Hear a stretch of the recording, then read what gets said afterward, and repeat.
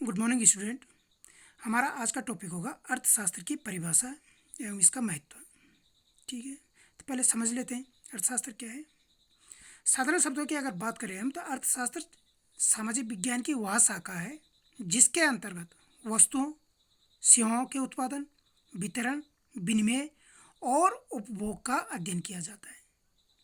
ठीक है, यानी अर्थशास्त्र एक लोकप्रिय, उपयोगी तथा महत्वपूर्ण सामाजिक शास्त्र है। इसमें मनुष्य की आर्थिक क्रियाओं का अध्ययन किया जाता है। आर्थिक क्रिया हो सकती है वह सारी क्रियाएं हैं जिनका संबंध मनुष्य की आवश्यकता को संतुष्ट करने वाली सीमित साधनों या धन के कुशलतम प्रयोग से है। ठीक है, मनुष्य की आवश्यकता क्या है? असीमित होती है। अर्थात जैसे ही एक आवश्यकता संतुष्ट हो जाती है तो तुरंत ही दूसरी आवश्यकता उत्पन्न हो जाती है। परंतु इन आवश्यकताओं को संतुष्ट करने वाले अधिकतर साधन सीमित होते हैं क्योंकि उनकी पूर्ति उनकी मांग से कम होती है। इन साधनों के विभिन्न उपयोग होते हैं। साधनों के सीमित होने तथा उनके विभिन्न उपयोग होने के फलस्वरूप चुनाव की समस्या उत्पन्न होती है। ठीक है, प्रत्येक मनुष्य को यह चुनाव करना पड़ता है कि वह अपने साधनों का प्रयोग किस प्रकार करे कि उसे अधिकतम संतुष्टि प्राप्त हो सके।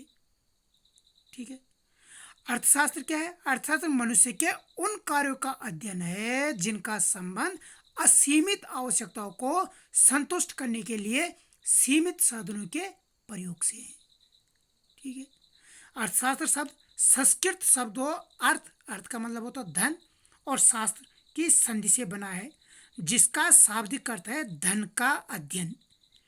किसी विषय के संबंध में मनुष्य के कार्यों के कर्मबद्ध ज्ञान को उस विषय का शास्त्र कहते हैं।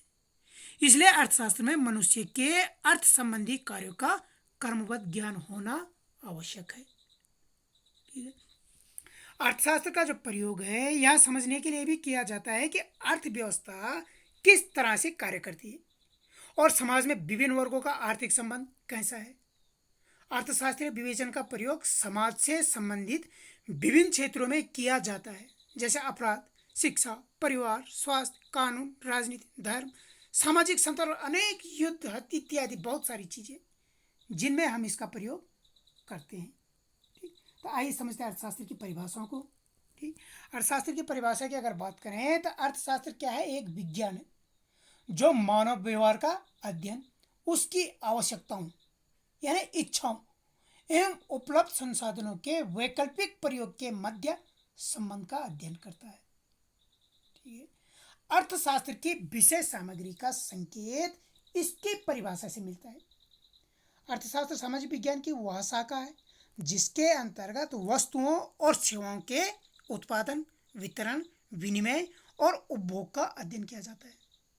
ठीक, अर्थशास्त्र शब्द क्या है? संस्कृत शब्दों मैंने जैसे बताया था कि अर्थ और धन, अर्थ का क्या अर्थ है? धन, और शास्त्र संधि से बना है जिसका शाब्दिक अर्थ है धन का अध्ययन। यानी अर्थशास्त्र का शाब्दिक अर्थ है धन का शास्त्र, अर्थात धन के अध्ययन के शास्त्र को ही अर्थशास्त्र कहा जाता है। ठीक है, अब बात आती है कि अर्थशास्त्र की परिभाषा के संबंध में। अर्थशास्त्र की उचित परिभाषा देने की समस्या एक जटिल समस्या बन गई है। ठीक, किसी विषय की एक अच्छी परिभाषा की कसौटी यह है कि क्या वह उस विषय की सीमा स्पष्ट और सही ढंग से निर्धारित कर पाती है। इस संबंध में प्रोफेसर सेल्समैन ने क्या कहा था कि परिभाषा संबंधी वाद विवाद के फलस्वरूप अर्थशास्त्र को दूसरे शास्त्रों से अधिक कष्ट उठाना पड़ा। ठीक इसी संबंध में अर्थशास्त्री बारबरा बूटन का कथन है कि जहां 6 अर्थशास्त्री एकत्रित होते हैं वहां 7 मत होते हैं। इस तरह जो अर्थशास्त्र की परिभाषा है, अर्थशास्त्र की परिभाषाओं में बहुत भिन्नता है। इन्हीं भिन्नताओं को देखते हुए अर्थशास्त्र की विभिन्न परिभाषाओं के अध्ययन की सुविधा की दृष्टि से 4 भागों में बांटा गया। ठीक, धन संबंधी परिभाषा है, कल्याण संबंधी परिभाषा है, दुर्लभता संबंधी परिभाषा है और विकास केंद्रित परिभाषा है। ठीक है, धन संबंधी जो परिभाषा है उपरोक्त की परिभाषाओं का विस्तृत तथा आलोचनात्मक अध्ययन प्रत्येक विद्यार्थी के लिए क्या हो जाता है? आवश्यक हो जाता है। ठीक, इन परिभाषाओं का जो विवरण है, धन संबंधी परिभाषा एडम स्मिथ ने ठीक, कल्याण संबंधी परिभाषा मार्शल ने दी थी, ठीक, दुर्लभता संबंधी दी थी रॉबिन्स ने, और विकास केंद्रित परिभाषा सैमुअल्सन की। ठीक, तो सबसे पहले जो थी धन संबंधी परिभाषा प्रसिद्ध अर्थशास्त्री एडम स्मिथ ने 1776 में प्रकाशित अपनी पुस्तक an inquiry into the nature and the causes of the wealth of nation में अर्थशास्त्र को धन का विज्ञान माना था। ठीक, इनके अनुसार, एडम स्मिथ के अनुसार, अर्थशास्त्र राष्ट्रों के धन की प्रकृति तथा कारणों की खोज है। ठीक है, इसी संबंध में एक जो दूसरी परिभाषा दी थी, दूसरी परिभाषा वो दी थी जेबीसी ने। जेबीसी, अर्थशास्त्र वह विज्ञान है जो धन की विवेचना करता है। ठीक, जेबीसी ने क्या कहा था कि अर्थशास्त्र वह विज्ञान है जो धन की विवेचना करता है। ठीक, इन परिभाषाओं के आधार पर एक चीज स्पष्ट हो रही, वो क्या कि अर्थशास्त्र केवल धन का अध्ययन है। ठीक है, अर्थशास्त्र की धन संबंधी परिभाषा के अनुसार अर्थशास्त्र में केवल धन का अध्ययन किया जाता है। इन परिभाषाओं के अनुसार अर्थशास्त्र में धन के अध्ययन को प्रथम तथा मनुष्य के अध्ययन को गौण स्थान दिया गया। ठीक है, एडम स्मिथ ने क्या कहा था कि अर्थशास्त्र राष्ट्रों के धन की प्रकृति तथा कारणों की खोज है। ठीक, यानी अर्थशास्त्र का उद्देश्य किसी देश में धन की मात्रा को बढ़ाना है। अर्थशास्त्र में धन के उपभोग, उत्पादन, विनिमय तथा वितरण का अध्ययन किया जाता है। ठीक, इस परिभाषा की क्या हुई, कुछ इसके गुण भी थे, कुछ इसकी आलोचनाएं भी हुई। आलोचना क्या हुई कि धन को अधिक महत्व दिया गया, यानी इस परिभाषा में धन को मनुष्य से अधिक महत्व दिया गया। धन को प्रथम तथा मनुष्य को गौण स्थान दिया गया, परंतु धन तो मनुष्य की आवश्यकता को संतुष्ट करने का साधन मात्र है, जबकि साध्य तो खुद क्या है, मनुष्य है। अर्थशास्त्र में धन की अपेक्षा मनुष्य के अध्ययन को अधिक महत्व दिया जाना चाहिए था। ठीक है, यानी मानव के कल्याण को अधिक महत्व दिया जाना चाहिए। ये कौन कहता है, मार्शल। अब आती मार्शल की परिभाषा। ठीक, मार्शल जी क्या कहते हैं कि डॉक्टर मार्शल ने 1890 में प्रकाशित अपनी पुस्तक अर्थशास्त्र के सिद्धांत प्रिंसिपल ऑफ इकोनॉमिक्स में अर्थशास्त्र की कल्याण संबंधी परिभाषा देकर इसको लोकप्रिय बना दिया।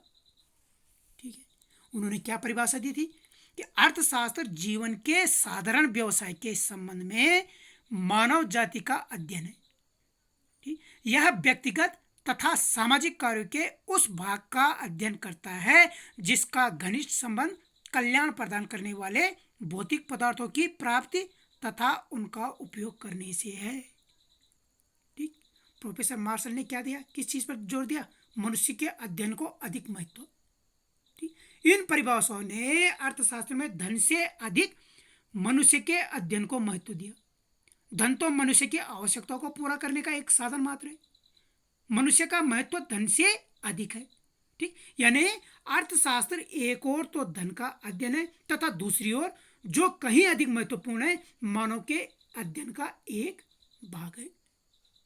ठीक, इस तरह से मार्शल ने अपनी परिभाषा दी थी जिसमें उन्होंने मानव कल्याण को अधिक महत्व दिया गया। यानी अर्थशास्त्र मनुष्य का उस रूप से अध्ययन है जिसमें वे जीवन के सामान्य व्यापार में रहते हैं और चलते तथा सोचते हैं। ठीक, इसके बाद कुछ लोगों ने इसकी भी आलोचना करी।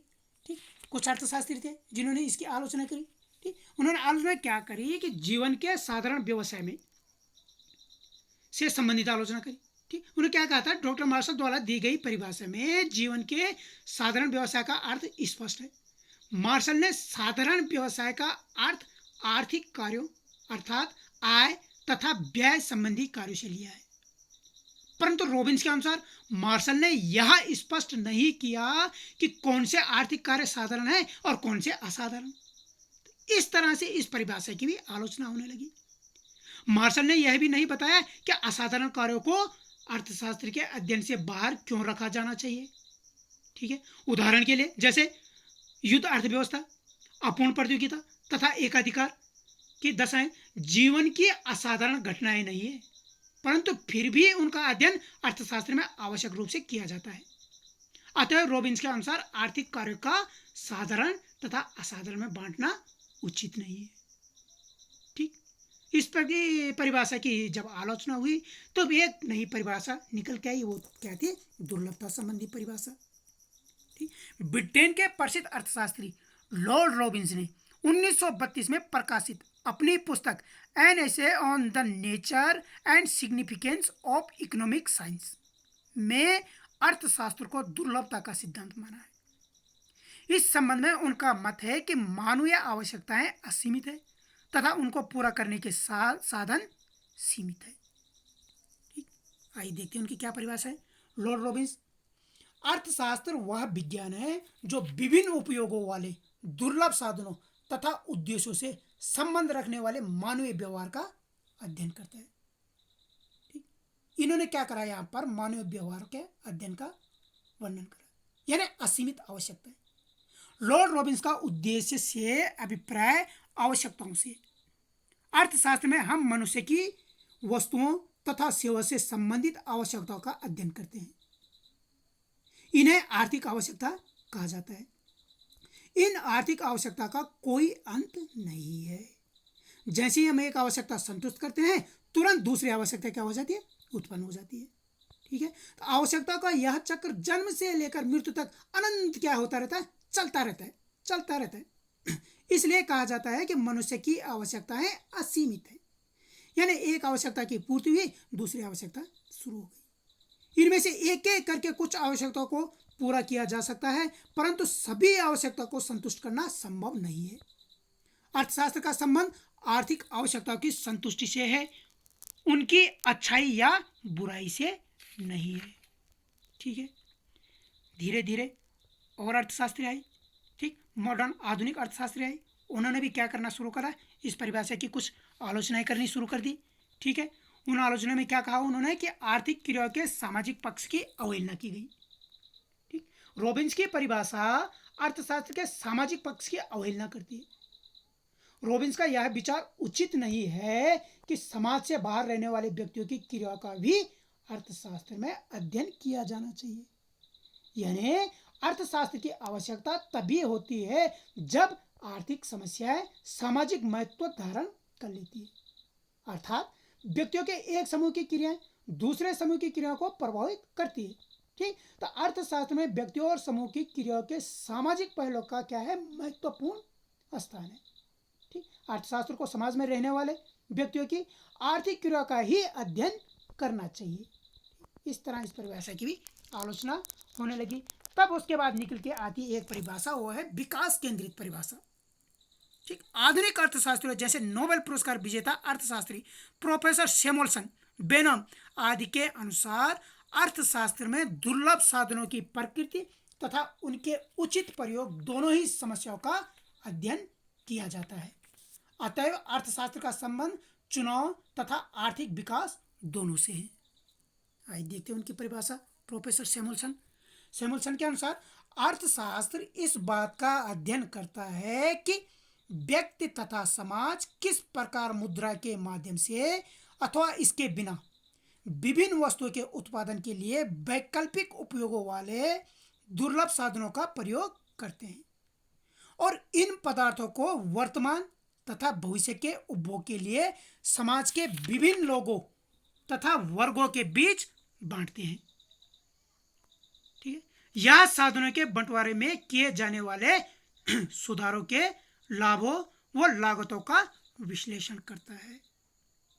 ठीक। इन्होंने किस पर ध्यान दिया? आर्थिक साधन के ऊपर ज्यादा ध्यान दिया। इनका क्या कहना क्या है कि अर्थशास्त्र का संबंध आर्थिक साधनों के अध्ययन से है।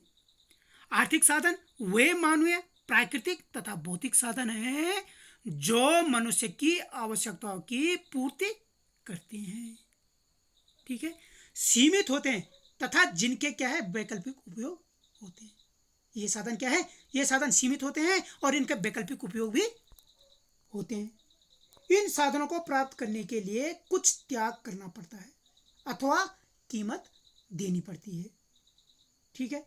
अर्थशास्त्र की मुख्य समस्या चुनाव की समस्या है और चुनाव का उद्देश्य साधनों का कुशलतम बंटवारा तथा उपयोग करना है। ठीक। तो इस तरह से कोई भी जब परिभाषा हुई तो उस परिभाषा के पीछे अगले अर्थशास्त्रियों ने उसकी कुछ ना कुछ आलोचना किया, कुछ ना कुछ कमियां निकाली, उसकी आलोचना करी।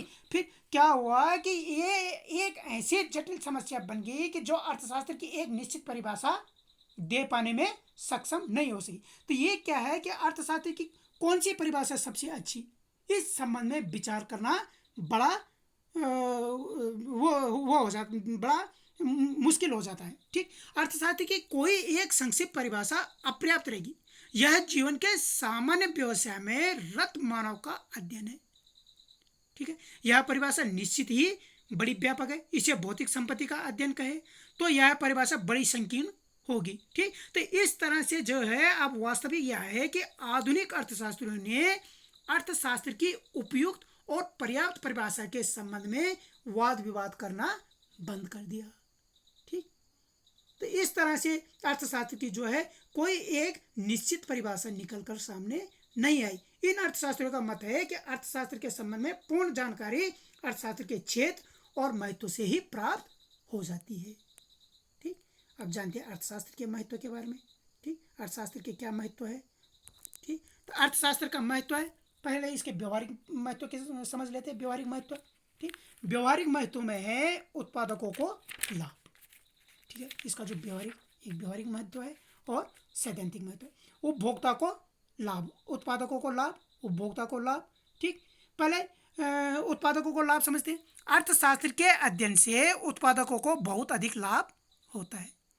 इसके अध्ययन से उन्हें ज्ञात होता है कि अधिकतम लाभ कैसे प्राप्त किया जा सकता है, उत्पादन लागत कैसे कम की जा सकती है, वस्तु की बिक्री को कैसे बढ़ाया जा सकता है।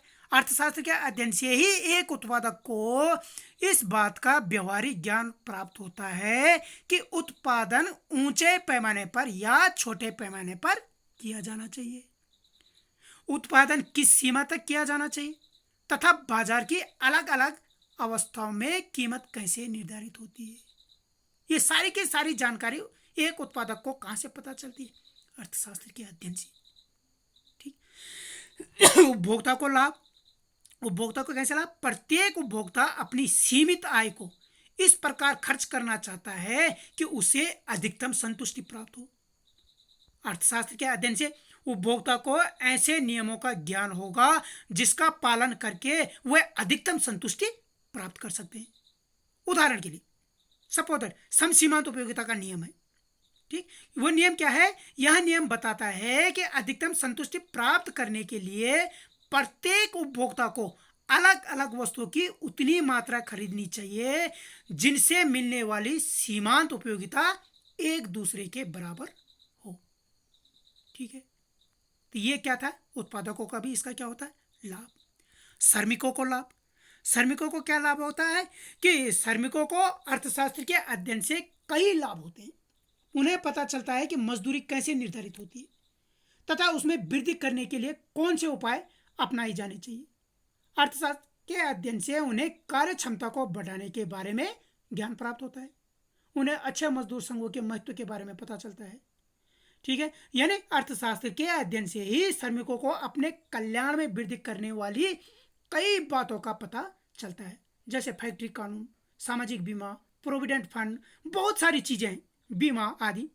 तो ये क्या है, इससे इनको श्रमिकों को भी इसका पता चलता है। इसके अलावा क्या है, सरकार को लाभ, राष्ट्र को लाभ। ठीक। प्रत्येक देश की प्रगति अथवा अवनति पर आर्थिक तत्वों का बहुत अधिक प्रभाव पड़ता है। संसार के देशों का विकसित तथा अविकसित अर्थव्यवस्था में विभाजन आर्थिक कारणों के आधार पर ही किया जाता है। ठीक। तो इस तरह से कहीं ना कहीं इसके क्या है, सरकार को भी लाभ प्राप्त होता है, समाज सुधारकों को लाभ प्राप्त होता है, राजनीतिज्ञों को लाभ प्राप्त होता है। ठीक। इसके अलावा अन्य क्षेत्रों में भी इसके क्या है, लाभ प्राप्त होते हैं। ठीक। यानी बहुत सारे लोगों को इसके बहुत सारे चीज़ों में इसके लाभ प्राप्त है। अब व्यवहारिक लाभ के अलावा इसके जो अन्य लाभ है वो क्या है, सैद्धांतिक लाभ। कुछ इसके सैद्धांतिक लाभ भी है, जैसे ज्ञान में वृद्धि होना। ठीक। अर्थशास्त्र के अध्ययन से मनुष्य के ज्ञान में वृद्धि होती है। मनुष्य के राष्ट्रीय आय, योजना, रोजगार, बाजार में मंदी, तेजी, बेकारी, निर्धनता, अवमूल्यन आदि का ज्ञान होता है। ठीक है ना।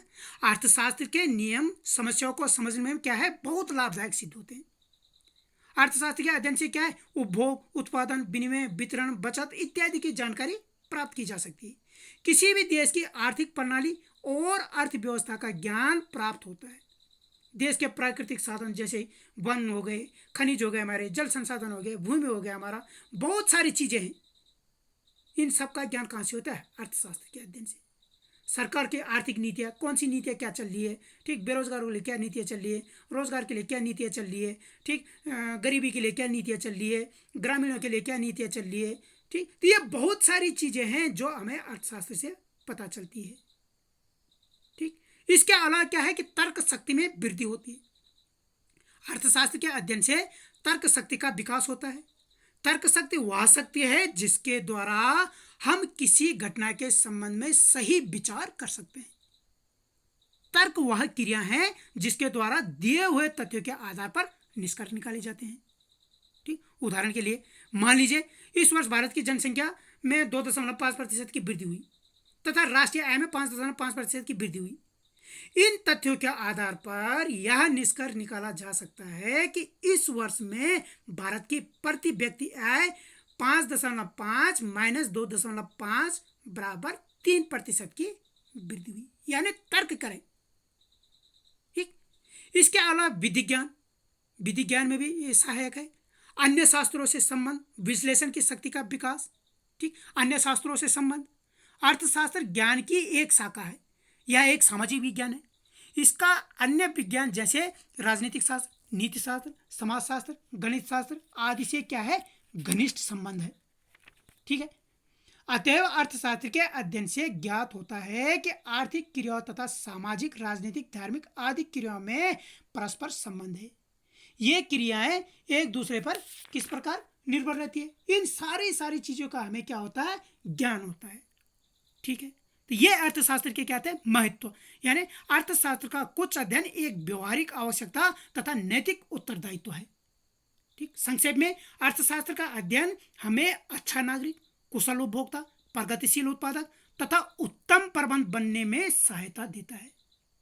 अर्थशास्त्र की लोकप्रियता इस बात से ही सिद्ध हो जाती है कि प्रत्येक कॉलेज में इसके शिक्षण को अधिक महत्व दिया जा रहा है, ठीक है। तो ये थे अर्थशास्त्र की परिभाषाएं और महत्व। आई होप आपको ये टॉपिक समझ में आ गया होगा। Thank you.